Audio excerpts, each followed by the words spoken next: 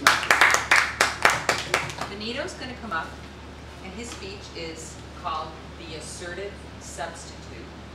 And we must acknowledge that Benito is winging it. Yeah.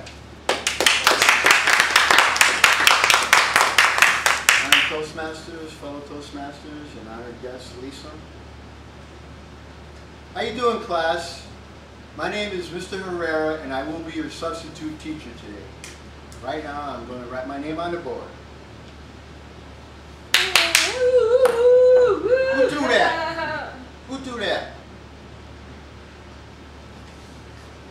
If I find out who do that, I'm going to send them to detention. Young lady, can I have your attention, please? Can you please put that cell phone away? You're trying to speak here. Or your smartphone, can you please put it away? I'm not kidding. Okay. Young man, what are you doing?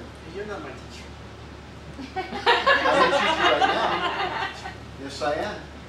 Your regular teacher isn't here, but I am your teacher. And I want you to have a seat, because if you don't have a seat, what are you going to do?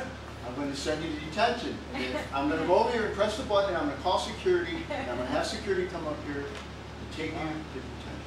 Can I go to the nurse? Can you go to the I nurse? need to go to the nurse. Why? What's wrong? I just killed an ant and I'm very emotionally disturbed. Well, Mr. Hollis, I'm sure that you can live with that. Trust me, you'll be okay. I'm not going to let you go to the nurse. No going to the nurse. No cell phones. No getting up unless I ask you to get up. No iPods. And no eating any hamburgers or food in class. These are some of the themes that I just acted out with some of the members here that I had to deal with. Actually, when one of the students threw something, they actually hit me on the side of the head. It was a ball of paper. And the very first time that I substituted, the very first time ever as a substitute was at Central High School.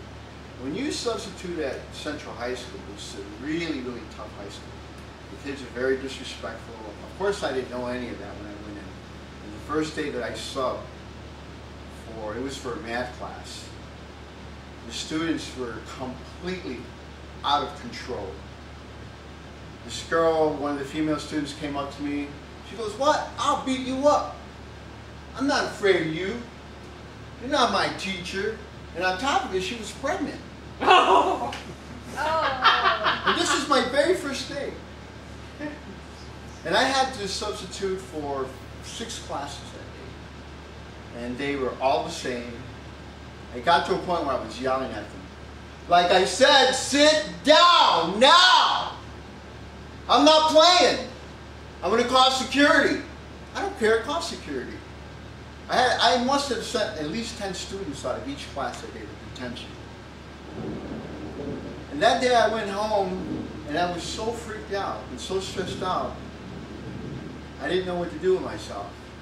And then I ended up calling a friend of mine named Derek. He's a teacher here in Chicago. And I was speaking with Derek, and I said, "Derek, I don't know what to do." He goes, "Benito, they're just testing you. Trust me, I know. I've been a teacher for several years. And that's what they do, they're testing you. They want to see how far they can go. They want to see if you'll completely, leave the class. That's what they're trying to do." He goes, "Just keep that in mind." And I was explaining to him that I was yelling at the class, and he told me that's like the worst thing to do. Don't yell at the class. Don't, because once you start yelling at the class, they're going to laugh at you, and that's exactly what they did. So I began not yelling at the students, and I was substituting for other classes. And at one point, I got very close where I wanted to actually quit. I was like, I don't want to go back to Central. If I get a call to go to Central, I'm not going to take it. But in the back of my head, I kept remembering what Derek told me. Derek told me, do not give in. They're testing. Don't give in. That's what they want to do. Just be assertive, be firm, say what you mean, and stick to your word, and don't change your mind. And I remembered that, and I summoned up the courage each time I subbed at Central to keep that in mind. And my goal, it was very difficult for me to tell the students to do certain things. I had a hard time being assertive and thinking, oh, they're going to believe that I'm mean or something. But then I started believing in myself, and also speaking with Derek and remembering what he told me and speaking to the other substitute teachers. And they would say, just hang in there. And my goal was to become more assertive. And if I got an assignment at Central, I was going to take it, because I want to overcome this.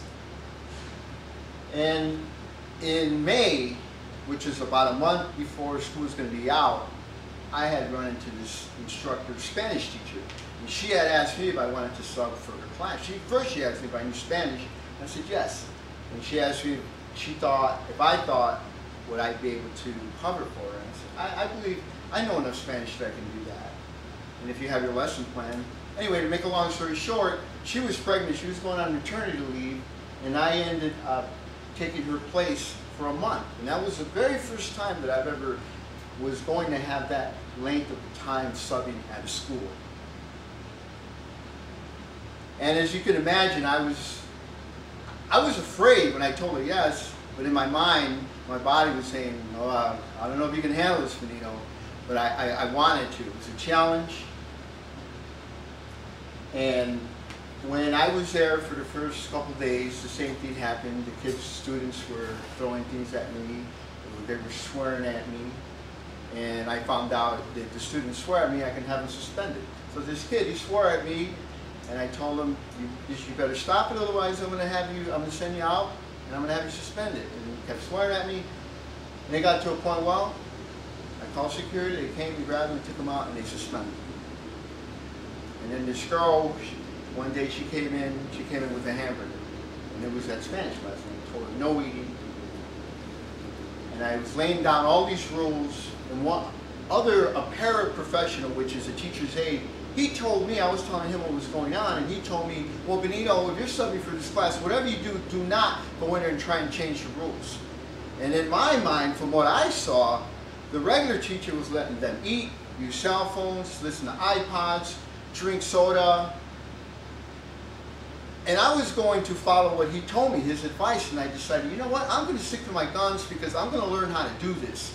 And I don't care what he says, and I don't care what the students say.